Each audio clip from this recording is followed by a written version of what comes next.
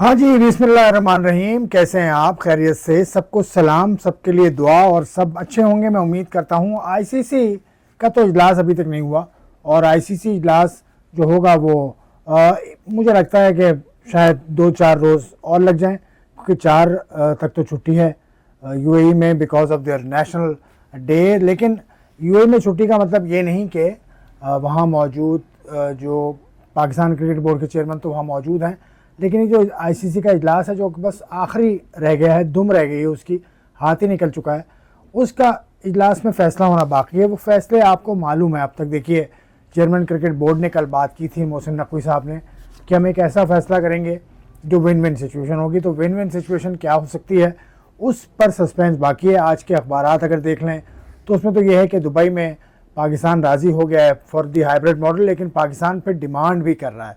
पाकिस्तान ये भी कह रहा है कि हम आइंदा आने वाले जो 2031 तक के साइकिल के जो इवेंट्स इंडिया में हैं उसमें पाकिस्तान कहता है कि नहीं जाएंगे। वो इवेंट कौन कौन से हैं?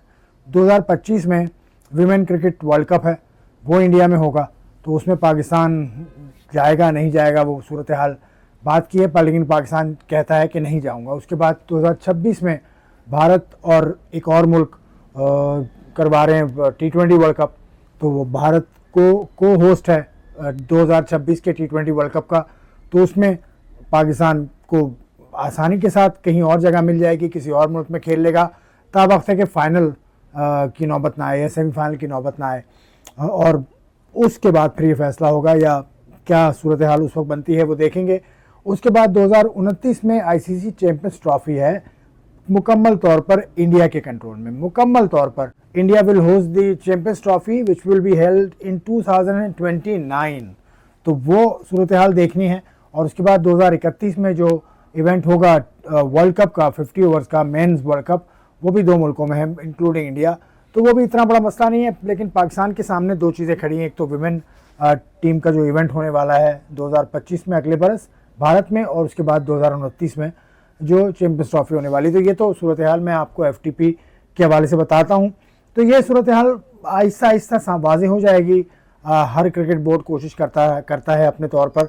तो पाकिस्तान क्रिकेट बोर्ड ने भी कोशिश की, लेकिन देखिए उसको उतना ही मिलेगा जितना उसका वज़न है। पाकिस्तान क्रिकेट बोर्ड का वज़न in terms of monetary benefit मैं बात कर रहा हूँ, आईसीसी से मिलने वाले जो ग्रांट है उसमें मैं बात कर रहा हूँ, तो पाकिस्तान और इंडिया में बहुत बड़ा फ़र्क है।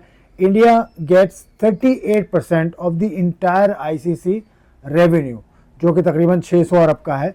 उसमें से 38% इंडिया को जाता है, और बाकी पाकिस्तान, ऑस्ट्रेलिया, इंग्लैंड, न्यूजीलैंड, इन सब का तकरीबन शेयर बराबर ही है, कोई इतना ख़ास फ़र्क उसमें नहीं है।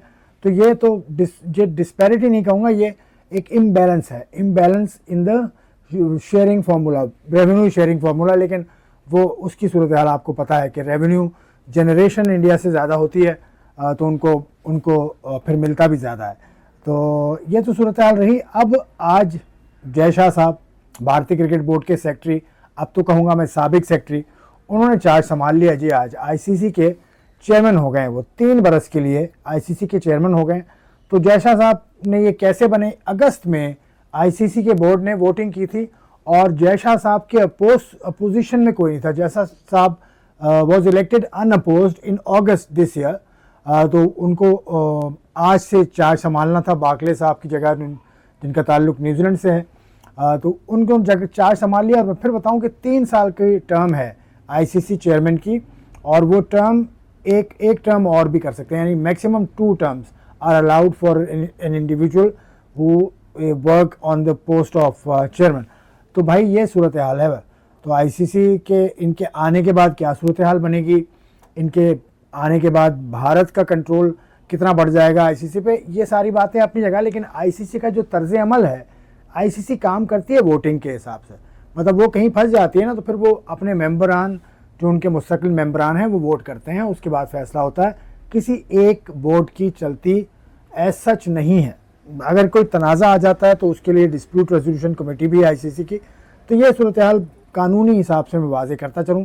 बहरहाल आज तो ठंडा रहा मामला, आज संडे भी है, आज नेशनल डे की सेलिब्रेशन भी चल रही है कराची में।